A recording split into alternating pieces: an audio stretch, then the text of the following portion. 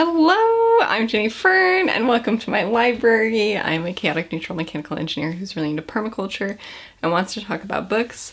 So let's talk about books. Today, I would like to go through a list of books that I have recently transferred from photos and screenshots on my phone to my Commonplace Book, where I keep track of all the books that I'm interested in. I wanted to do ones that I was more recently interested in. I do have some catching up to do. There are a few books in here that I haven't talked to you about yet, but I don't care.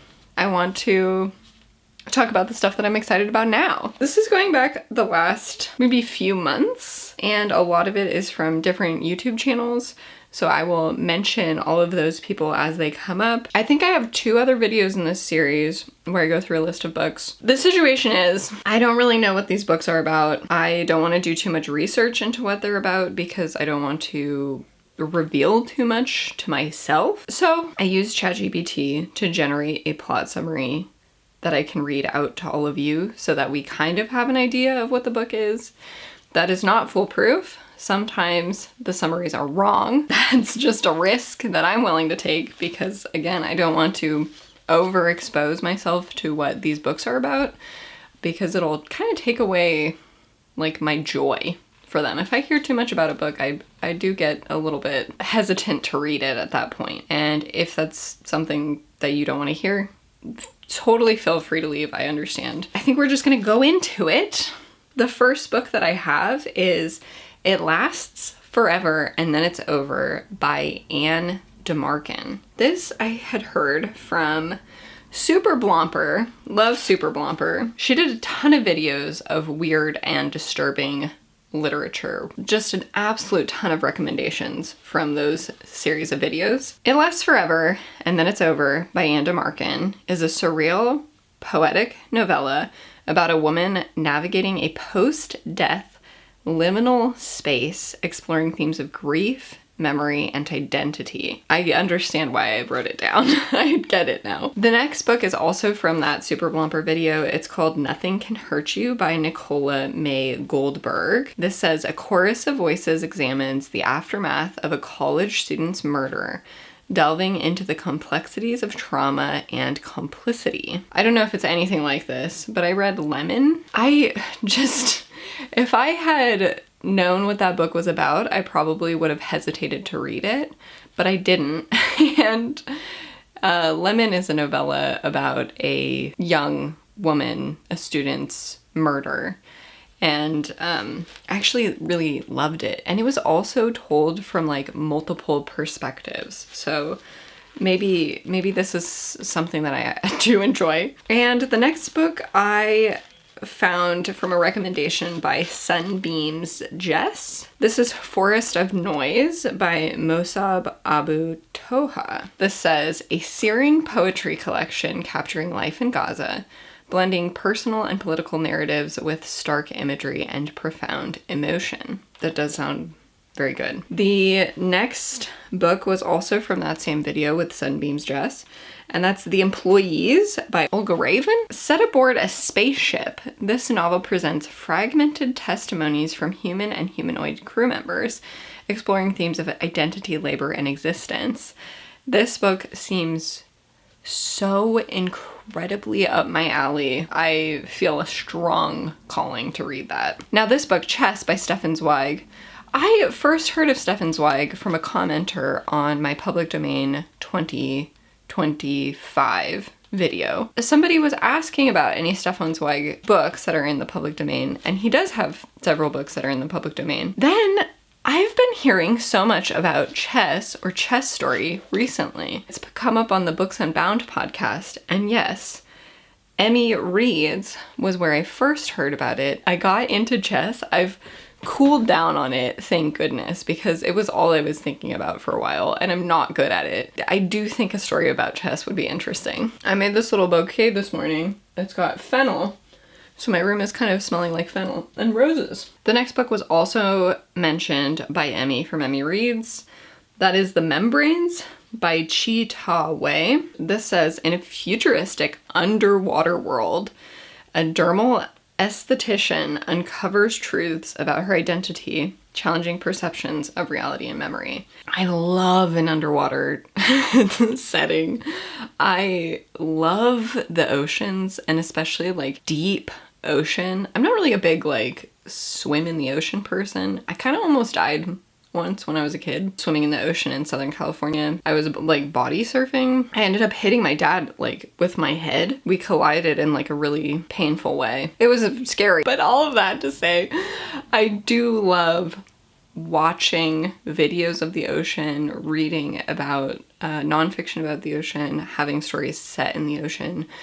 I think it's such a cool environment. Like futuristic underwater world sounds so amazing. The next book is called Oval by Elvia Wilk, and this was mentioned in an August is Reading video. Set in a climate-disrupted Berlin, a couple grapples with grief and a new drug that alters generosity, questioning sustainability and social engineering. I cannot remember if she actually enjoyed this book, but I just remember it seeming very interesting. I'm not completely sold by that plot summary, if I'm being honest. The next is Gilead, I think is how you pronounce this, by Marilyn Robinson. This was also mentioned in a Sunbeam's Dress video. An aging preacher writes a reflective letter to his young son, contemplating faith, morality, and the beauty of everyday life. Again, just by that plot summary, I'm also not sold, but I'm sure there was something in how it was spoken about that really sold me on this, so I won't hold that against it. The next book is The Unwritten Book by Samantha Hunt, and this was mentioned by Cass Krug. The Unwritten Book by Samantha Hunt is a genre-bending work where the author explores her father's unfinished manuscript, delving into themes of ghosts, memory, and storytelling. Oh, that is very cool. An unfinished manuscript. I find such joy in like reconstructing the lives of people in my family and like my ancestry. I find it incredibly fun looking at newspaper clippings and piecing things together. I actually have, I think it's my fourth great-grandfather was the first mayor of this town. He was mayor for like a year or maybe a year and a half. The only thing I could find that he had done was try to build a sidewalk. And coincidentally, he was the owner of a lumber mill. And the sidewalk, could you imagine it, was wooden. They were building a wooden sidewalk. And that was like his main thing as the first mayor of this town. And then he, I think, was like disgracedly kicked out of office. And he left town. I couldn't find any record of him being in the town after that point. So I think he somehow was kicked out of office. And then we see that there's this other guy who takes over his lumber mill. Takes over his business. So it says like his name, lumber mill. And then at the bottom it says formerly my ancestor's name, lumber mill. And not only that, he also becomes the mayor. And that story, it's so funny to me. And those are like the types of things that I can really relate to in a person like trying to piece things together in that way when it's just kind of an arbitrary story. There's no real importance to me, but I just find it so fascinating. The next book is Nothing But the Rain by Naomi Salmon, and that was also from a Super Blomper video. In a town where rain erases memories, a doctor documents her experiences confronting the fragility of recollection and identity. That sounds super interesting. It's kind of funny, that sounds like some of the writing prompts I've been generating, where it's like so many of these writing prompts are about like, and then people's memories start to fade away. And I'm like, I've never read a book like that. There's like 3 books that I've read that people's memories go away, but this would be one of them. The next book is Luminous by Sylvia Park.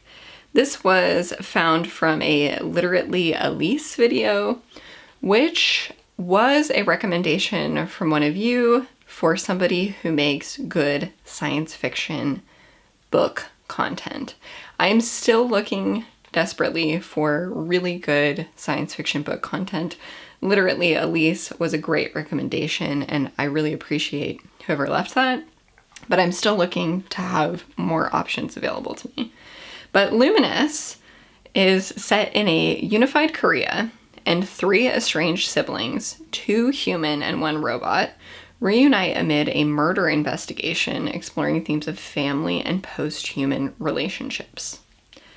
This is one that I'm really hoping ChatGPT has gotten correctly, because when I first asked about it, it was like, that book doesn't exist. So hopefully it hasn't made something up completely. And the next book also comes from that same Literally Elise video. She was putting together new releases of science fiction, which is such a great idea. And this is Space Brooms by A.G. Rodriguez. A space station janitor stumbles upon a valuable data chip, leading to a thrilling adventure filled with humor and heart. It just sounds fun. It sounds like a fun time. It really does. I have a recommendation that comes from a comment on a video by Solar Punk Alana. I am really interested in the solar punk art movement, the idea of solar punk. I think it's really something that I could get into, you know, being a permaculturalist and also being really interested in science fiction. I want to see more of this in our world, like solar punk writing. And this was a video focusing on that side of things. And there were some wonderful comments that mentioned a ton of the books that I've actually read, like Ecotopia by Ernest Kallenbach and others. But this comment also said that Solar Punk magazine from Eugene, Oregon has really good short fiction and generally is a good magazine for solar punk content. So I was really excited about that. Solar Punk magazine is a speculative fiction magazine showcasing optimistic visions of the future, emphasizing sustainability, community, and technological harmony. The next book is The Teller of Small Fortunes by Julie Long. This was a recommendation by Katie Marie. And this follows a wandering fortune teller who finds unexpected connections and challenges in the world where small fortunes can have significant impacts. It sounds good. It sounds cool. It sounds like a cozy fantasy that I might actually be interested in. I haven't been the biggest fan of things that are marketed as cozy fantasy, even though I think I like, in general, the ideas of cozy fantasy. And then the next book is A Natural History of Dragons by Marie Brennan. This was also mentioned by Katie Marie. I have had this on my list for absolute eons because I remember Books and Pieces, that science fiction focused, speculative fiction focused channel that I loved and now doesn't have any content on it, that did mention A Natural History of Dragons, and I wrote it down from that video way back when. So A Natural History of Dragons is presented as a memoir, and it's a pioneering female naturalist recounting her adventures studying dragons, blending science and fantasy. Oh, do I love like a little bit of academic work, a little bit of scientific academic work, rigorous, thoughtful writing. I don't know, I just like it. I like it so much. The next book is a children's book, and this was based off of a conversation I had with somebody at work, and this is The Salamander Room by Anne Mazer. And the artwork is beautiful, and from what I heard from my coworker, the plot sounds right up my alley. I think I may have been talking to him about how I want to take bugs in from my garden and put them in my house, but there's no reason for me to do that because they're perfectly content outside. I can always go outside, but then there's just this desire to want to bring things in sometimes. The sharp-tailed snake that I saw in my yard the other day, I was like, oh, it's so cute, what if I brought it in? But it's gonna do better out there. The Salamander Room follows a young boy who imagines transforming his bedroom into a habitat for a salamander, celebrating imagination and the natural world. Seems right up my alley. The next one is The Poetics of Space by Gaston Bachelard. This is a philosophical exploration of how intimate spaces influence our thoughts, memories, and dreams. I have no source for this. I have no idea where this came from. The next book is How to Live Safely in a Science Fictional Universe by Charles Yu. A time machine repairman navigates a science fictional universe confronting personal regrets and the complexities of time travel. Again, that sounds right up my alley. This next book is The Garden Against Time by Olivia Lang. Interweaving personal memoir with cultural history, Lang reflects on restoring a garden and the broader implications of cultivating beauty amid chaos. I don't know, that sounds kind of interesting. I love gardens. Gardening is one of my favorite things in the world, but I don't know. There's something about that I'm not sure I would actually love it. The Hole by Haruko Yamada. I have read The Factory. Loved The Factory. I currently have Weasels in the Attic, and The Hole, I definitely want to read this, but then I heard the description of what this is, and I was like, no way, that's even better than I could have ever expected. After moving to the countryside, a woman encounters mysterious holes leading to a surreal exploration of isolation and societal expectations. What I heard is that she falls in a hole, and she's in a hole, and I love that.